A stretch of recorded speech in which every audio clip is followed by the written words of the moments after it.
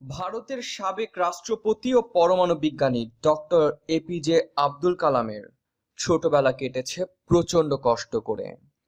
তার বাবা জয়নুল আবেদিন একজন নৌকার মাঝি এবং মা আশিয়াম্মা একজন গৃহবধূ ছিলেন। খুব গরিব পরিবারের সন্তান আব্দুল কালাম। পরিবারের দারিদ্রতা তার পড়াশোনার পথে বারবার বাধা হয়ে দাঁড়িয়েছিল, তাই খুব অল্প বয়সেই তাকে জীবিকার প্রয়োজনে বিভিন্ন পেশায় কাজ করতে হয়েছিল। বিদ্যালয় ছুটির পর তিনি সংবাদপত্র বিক্রি করে রোজগার করতেন।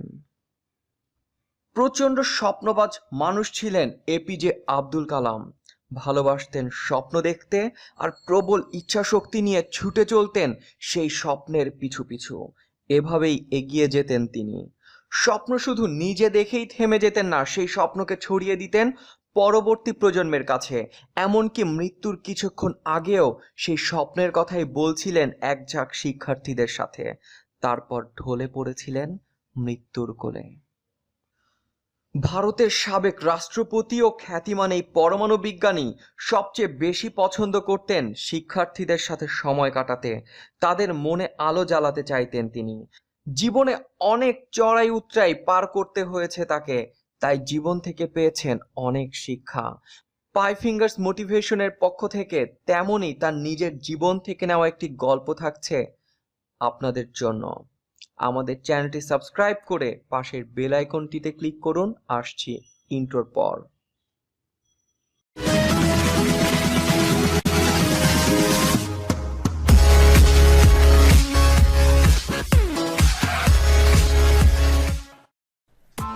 Press the bell icon on the YouTube app and never miss another update.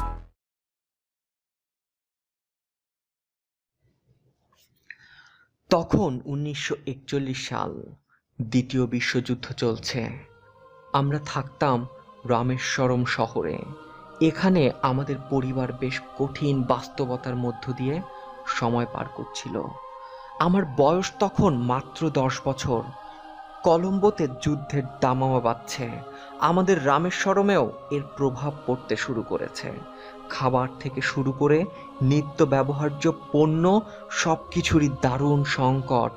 আমাদের সংসারে 5 ভাই 5 বোন। তাদের মধ্যে 3 জনের আবার নিজেদেরও পরিবার আছে।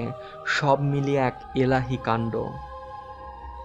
আমার দাদি ও মা মিলে সুখে দুঃখে এই বিশাল সংসার সামলে রাখতেন। আমি প্রতিদিন ভোর 5টায় ঘুম থেকে উঠে অঙ্ক শিক্ষকের কাছে যেতাম। বছরে মাত্র 5 জন ছাত্রকে তিনি বিনা পারিশ্রমিকে পড়াতেন। আমার মা আশিয়াম্মা ঘুম থেকে উঠতেন আমারও আগে।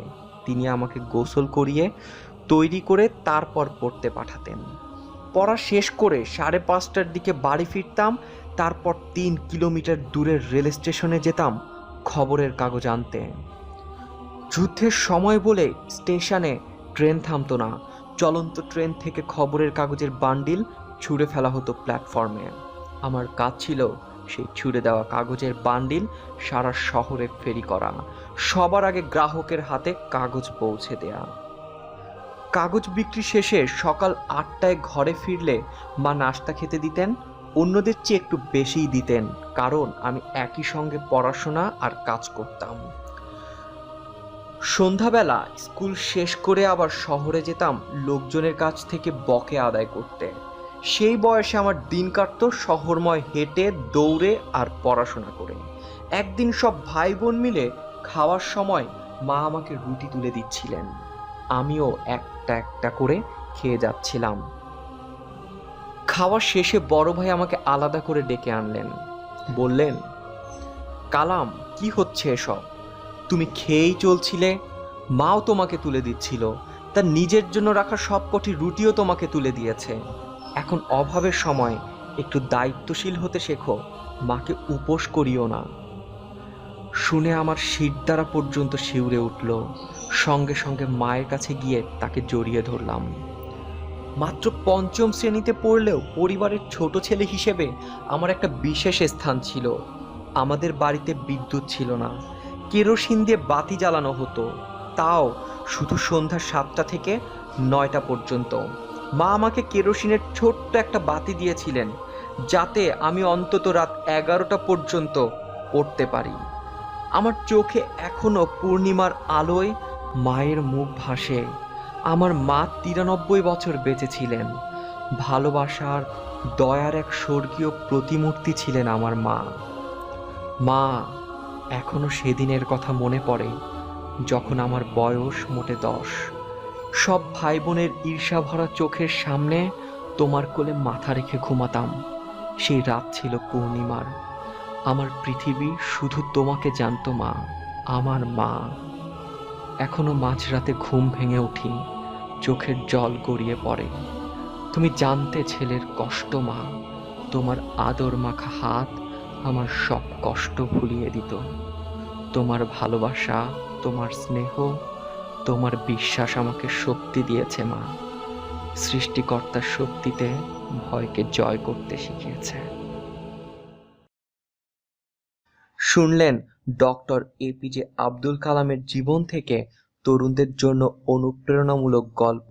এমন আরও অনুপ্রেরণামূলক গল্প ও ভিডিও পেতে আজই আমাদের চ্যানেল সাবস্ক্রাইব করে পাশের বেল আইকনটিতে ক্লিক করুন।